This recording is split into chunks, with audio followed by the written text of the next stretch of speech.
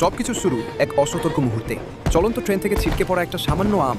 কে জানতো এই আমটাই একদিন পুরো মরুভূমির ইতিহাস বদলে দেবে। ফাটা মাটি, তপ্ত রোদ, কিন্তু মিরাকেল ঘটল। সেই অবহেলিত আটি ঘুরে জেগে উঠল এক নতুন প্রাণ। দূর থেকে এক তোতা অবাক হয়ে দেখল মরুভূমিতে সবুজের ছোঁয়া। সে থামল না, বিন্দু বিন্দু পানি এনে বাঁচিয়ে রাখল সেই চারাকে।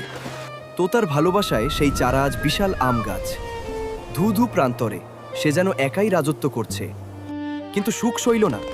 একদল সাদা বানরের অতর্কিত আক্রমণ। মুহূর্তেই তছনছ হয়ে গেল তোতার তিলে তিলে গড়া স্বপ্ন।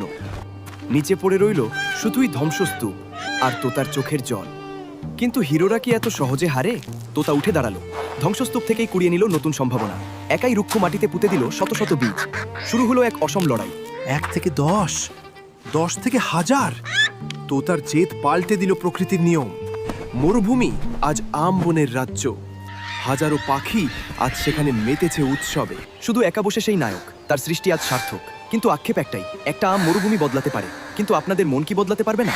বন্ধুরা, এই তোতার হার না মানা লড়াইয়ের জন্য একটা লাইক আর সাবস্ক্রাইব কি হতে পারে?